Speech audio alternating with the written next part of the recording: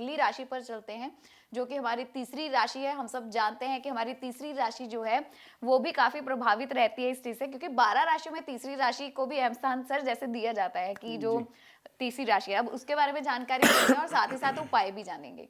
नेहा, यहाँ पर तो ये चीज हुई है कि राहु यहाँ से निकले यहाँ आ गए। 11वें भाव में भी राहु का गोचर शुभ होता है, गुरु का गोचर भी शुभ होता है, और राहु अब दशम भाव में है, दशम भाव में भी शुभ होता है। लेकिन अब केतु कहाँ आ गए? केतु आपके चौथे भाव में आ गए। केतु का गोचर पहले भी शुभ नहीं था, केतु का गोचर अब भी शुभ नहीं रहेगा, तो ये स्थिति रहेगी जी। तो जैसे हम सब जानते हैं कि ये स्थिति रहेगी, और इसी के साथ 12 राशियों का भी प्रभाव यहाँ पर जा रहे हैं। तीसरी राशि हम देख रहे हैं लगातार। तो नेहा, यदि हम तीसरी राशि की बात करें तो यहाँ पर जो स्थिति है, गुरु यहाँ पर अकेले हो गए, गुरु का गोचर शुभ हो गया, चंद्रमा से गुरु 11वें शुभ गोचर में होते हैं, राहु का गोचर शुभ हो गया, शनि भाग्यस्थान में गोचर कर रहे हैं। अब यहाँ पर इसको बुरा नहीं कह सकते, लेकिन अच्छा भी नहीं कहेंगे। ये शास्त्र की यदि हम बात करेंगे तो शनि खराब फल करते हैं 7.5 में और ढैया में।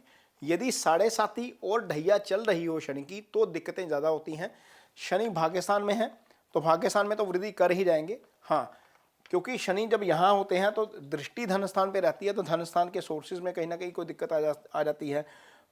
दृष्टि छठे भाव में रहती है, इसलिए अच्छा नहीं माना गया, क्योंकि छठे भाव पर दृष्टि है तो यहाँ पर यदि कोई समस्या आती है फिजिकली तो उसको क्योर होने में डिले हो जाता है, क्योंकि शनि डिले के कारक हैं। तो ये चीज़ें ठीक हैं, लेकिन अदरवाइज शनि यहाँ पर ज़्यादा अशुभता नहीं देते। दृष्टि कहीं पर भी रहेगी, कहीं पर भी शुभ गोचर में भी होंगे तो भी दृष्टि खराब होगी, ये समझना पड़ेगा।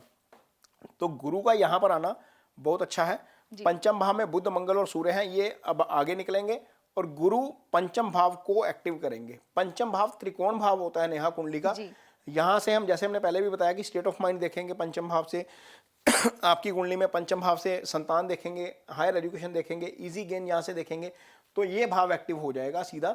जब ये भाव एक्टिव हो रहा है तो निश्चित तौर पर आपको इस भाव से संबंधित फल उसके जरूर मिलेंगे। और गुरु जब यहाँ अकेले हैं तो सप्तम को एक्टिवेट कर रहे हैं, सप्तम पर वहां पर उनकी मूल त्रिकोण राशि पड़ी हुई है, और सप्तम भाव आपका मैरिज का भाव है। तो मैरिटल रिलेशनशिप आपकी शुरू हो सकती है, यानी कि आप सिंगल हैं तो आपकी शादी हो सकती है एक। यदि मैरिड हैं, समस्या चल रही है कोई पार्टनर के साथ, तो राहु की यहाँ से दृष्टि हटी और आपके पार्टनर के साथ समस्या आपकी सोल्व होनी शुरू।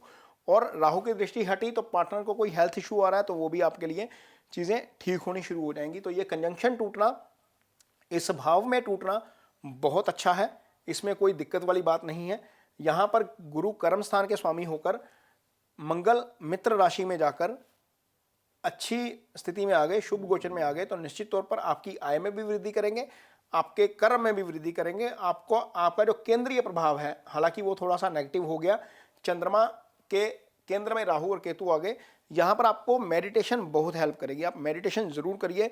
अगला 1.5 साल ये राहु केतु कहीं नहीं जाने वाले और ये केंद्रीय प्रभाव ऐसा ही रहेगा। और गुरु यहाँ पर ही रहेंगे, गुरु केंद्र में नहीं आ सकते अभी, इसलिए भी ये नेगेटिव रहेगा, क्योंकि इसके ऊपर पॉजिटिव प्रभाव बहुत जरूरी है। यदि चंद्रमा के ऊपर पॉजिटिव प्रभाव नहीं है तो आपका थॉट प्रोसेस नेगेटिविटी की तरफ जा सकता है। आपको मेडिटेशन करनी चाहिए, मेडिटेशन करेंगे तो आप बहुत जो है वो आपके लिए अच्छा रहेगा। बुध बीच में आएंगे एक आधी बार केंद्र में, तो ज़्यादा से ज़्यादा कहाँ आ जाएंगे, एक बार यहाँ आ जाएंगे, एक बार यहाँ आ जाएंगे 21 दिन के लिए।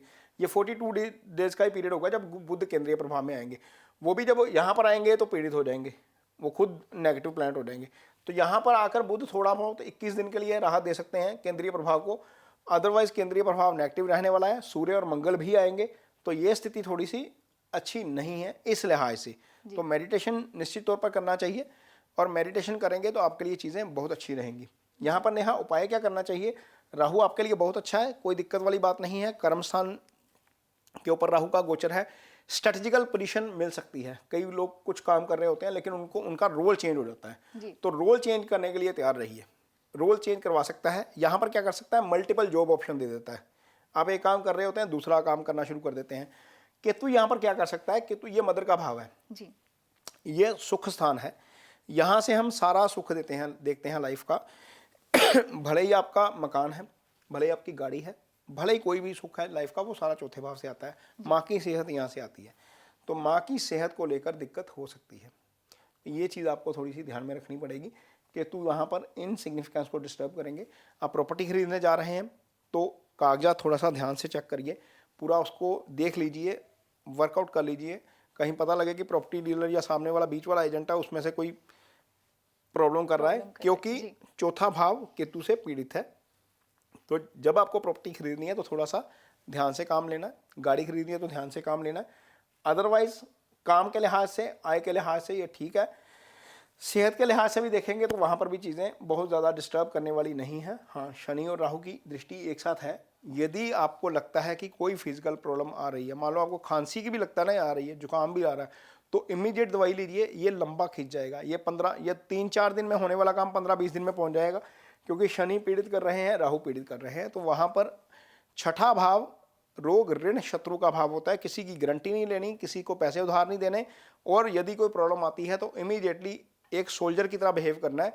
जैसे सोल्जर मोर्चे के ऊपर देखता नहीं है कि दुश्मन क्या करेगा, उसके ऊपर अटैक करता है, उसी तरह आप यदि बीमारी लगता है कि आपको आ रही है तो इमीडिएट कंसल्ट करके दवाई लीजिए। आपके लिए नहीं तो ये लंबा हो जाएगा, ये स्थिति रहेगी जी।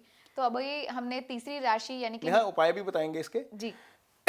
तो यहाँ पर उपाय सिर्फ केतु का ही करेंगे, राहु के उपाय करने की जरूरत नहीं है। राहु शुभ गोचर में है, तो केतु के लिए क्या करेंगे हम? केतु के लिए वही सप्तधान्य नेहा दान करवाएंगे, लोहा दान करवा सकते हैं, आप कंबल दान करवा सकते हैं, आप नारियल दान करवा सकते हैं।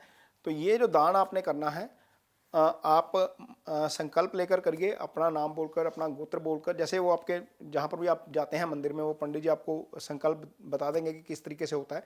और दान ऐसी जगह पर करिए जहाँ पर दान ये आपका काम आ जाए, और ये नीडी को काम जरूर आना चाहिए। इस तरह से किया गया दान, संकल्प से किया गया दान, नेहा राजसिक दान की कैटेगरी में आता है। उसका हमें फल मिलता है, क्योंकि उस दान के लिए हम कुछ अपेक्षा रखते हैं। तो दान हमेशा यदि आप प्लांट के लिए कर रहे हैं तो राजसिक दान ही करना चाहिए, संकल्प लेकर ही करना चाहिए। जी सर, क्या होता है कई बार कि जैसे आपने कहा कि राहु का दान जरूरी नहीं है यहाँ पर क्योंकि स्थिति अच्छी है, तो कई बार जो एस्ट्रोलॉजर्स हैं या जिनसे कंसल्टेशन लेने जाते हैं वो हमें दोनों के ही दान करवा देते हैं।